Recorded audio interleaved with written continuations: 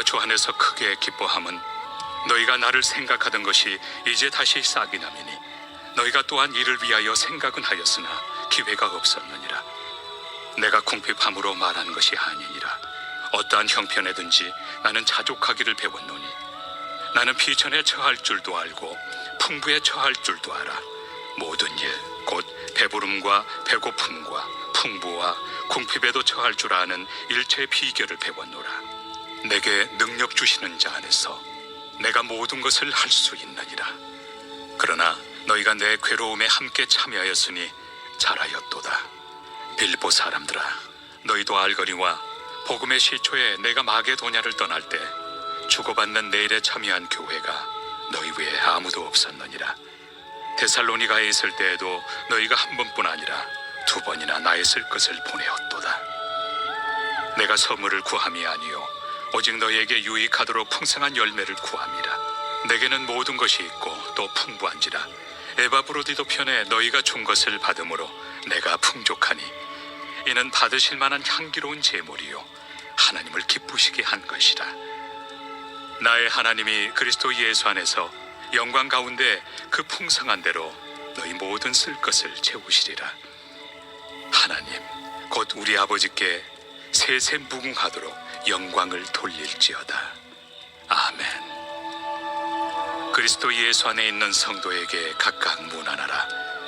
나와 함께 있는 형제들이 너희에게 문안하고 모든 성도들이 너희에게 문안하되 특히 가이사의 집 사람들 중 몇이니라. 주 예수 그리스도의 은혜가 너희 심령에 있을지어다.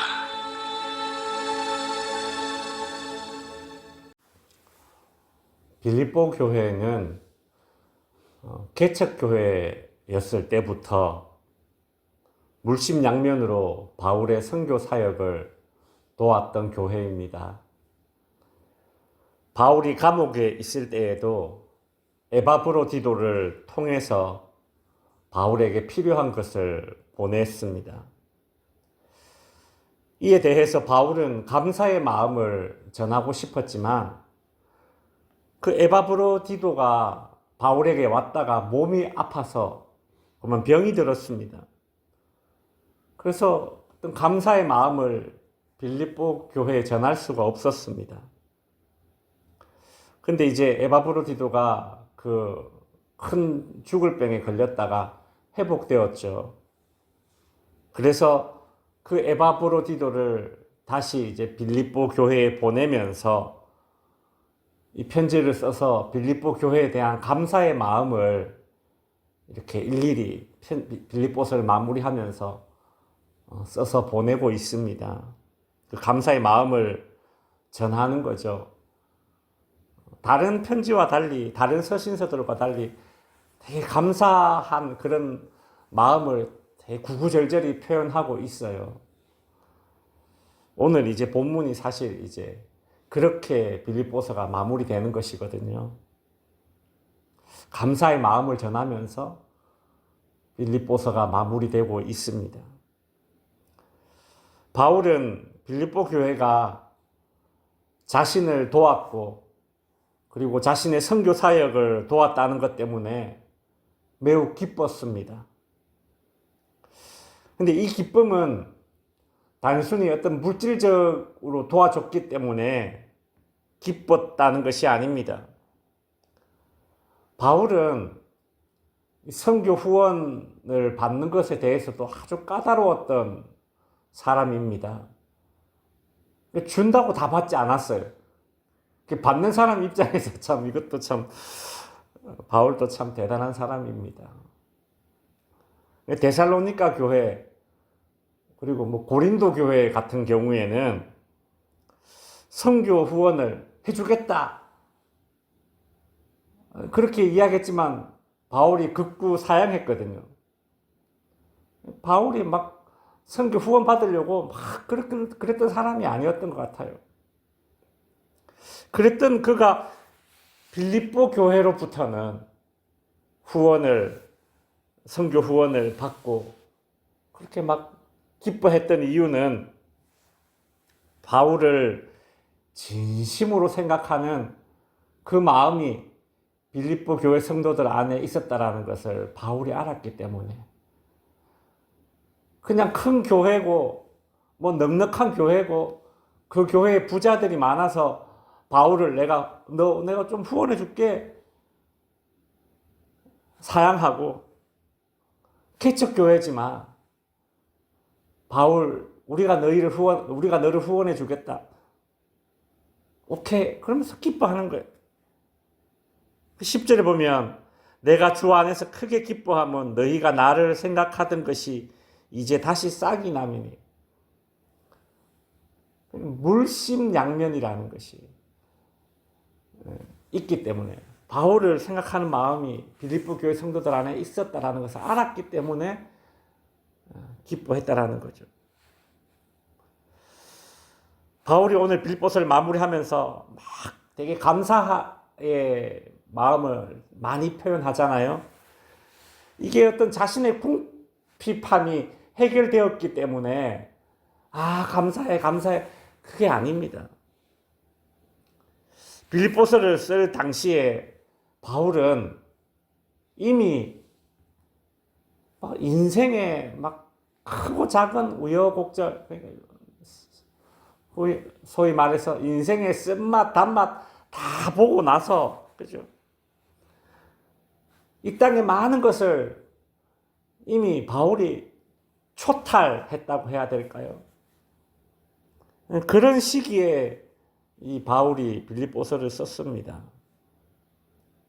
11절에 보면 내가 궁핍함으로 말하는 것이 아니니라 어떠한 형편이든지 나는 자족하기를 배웠노니, 12절에 보면 나는 비천에 처할 줄도 알고 풍부에 처할 줄도 안다. 궁핍과 비천에 처하는 것이 두렵지 않고 걱정되지 않은 사람이 어디에 있겠습니까? 그죠? 그러나 바울은 자신이 어떠한 형편에 처하든지 자족할 수 있는 그런 사람이었다라는 거예요. 실제로 오늘 본문에 보면 바울이 빌립보 교회를 향해서 자기가 풍족하다, 나는 풍족해 막 이런 말을 하거든요. 이게 실제로 바울이 풍족해서 풍족한 게 아닙니다. 우리가 앞에서 봐서 알겠지만 바울이 감옥에 있을 때에 뭐라고 이야기합니까? 야, 디모데야, 너 나한테 올 때에 외투 좀 가져다 줘. 겨울이 다가오니까. 당장 입을 찬바람이 막 불고 오늘처럼 이제 추워지기 시작하는 이때에 입을 외투가 없는 거예요. 그래서 디모데에게, 야, 디모데야, 너 나한테 올 때 외투 좀 갖다 줘. 그런 상황에서 바울이 계속 나는 풍족해 빌립보 교회를 향해서 그렇게 말하고 있거든요. 바울의 이런 저력이 어디에서 나오는가? 오늘 본문 13절에 보면 내게 능력 주시는 자 안에서 내가 모든 것을 할 수 있느니라 라고 하지요. 바울은 주님이 주시는 능력으로 궁핍에도, 궁핍은 어떤 그런 물질적인 그런 어려운 상태죠. 비천함이란 주변에 돌아가는 단순히 물질적인 것뿐만 아니라 어떤 자신에게 일어난 모든 상황과 형편들, 그것 때문에 아주 곤욕스러워지는, 나 자신이 아주 초라해지는 그런 상태, 내가 처해도 자족할 수 있다라고 말하는 것입니다. 우리는 이 말씀 참 아이러니한데요. 오늘 본문 13절에 보면 내게 능력 주시는 자 안에서 내가 모든 것을 할 수 있느니라 막 불 건지고 막 이 말씀 외치는데, 우리가 사실 이 본문을 어느 때에 막 이렇게 막 외치느냐 하면, 막 선포하느냐 하면 어떤 자신의 상황이 뭔가 좀 개선되고 나아지는 방향으로 나아가고, 혹은 뭔가 더 큰 일을 이루기 위해서 어떤 큰 목표 앞에서 딱 출발하면서, 야, 이거 우리 해내야 돼. 내게 능력 주시는 자 안에서 우리가 모든 것을 할 수 있어. 그런 마음을 담아서 사실 이 구절을 붙들고 있는 거거든요. 사람들이 대부분 그래요. 파이팅을 불어넣습니다. 그러나 오늘 바울이 말하는 이 능력은 이처럼 어떤 상황의 개선이나 어떤 재능의 향상이나 어떤 영향력을 더 키우거나 어떤 큰 골, 어떤 목적을 이루기 위한, 업적을 이루기 위한 그런 능력이 아닙니다. 하나님의 일을 감당하기 위해서 궁핍에 혹은 비천에 처해졌을 때에도 내가 낙심하지 않고 좌절하지 않고 불평이 아니라 자족할 수 있는 그 능력을 이야기하는 거예요. 우리는 오늘날 소위 탐욕의 시대를 살아가고 있습니다. 주 안에서 자족하는 삶이 우리가 살고 있는 탐욕의 시대를 살아가는 이 땅의 많은 그리스도인들에게 더욱 요청되는 복음에 합당한 삶일 것입니다. 제 말씀을 마칩니다. 하나님께서는 때로는 자신감을 주셔서 어떤 상황과 문제를 개선할 수 있도록 해주십니다.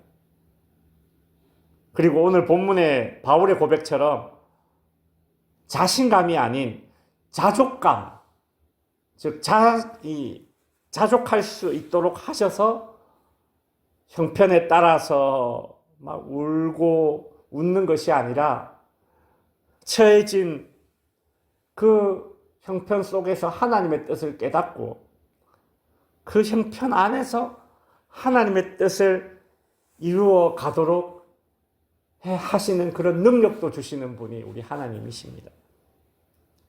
오늘 우리가 불렀던 찬송가 가사처럼 내 영혼이 은총 입어 중한 재짐 벗고 보니 슬픔 많은 이 세상도 천국으로 변하도다, 화하도다. 할렐루야 찬양하세. 내 모든 죄 사함받고 주 예수와 동행하니 그 어디나 하늘나라 라고 찬양할 수 있는 바로 그 능력, 바울은 노숙을 하든 누명을 쓰든 감옥에 지금 있든 이 감옥에서 이제 그의 인생을 마무리하든 예수 그리스도 그분 자체가 자신의 능력이었습니다. 오늘도 그 주님을 내 인생의 능력으로 붙드시는 저와 여러분이 될 수 있기를 바랍니다. 기도하겠습니다.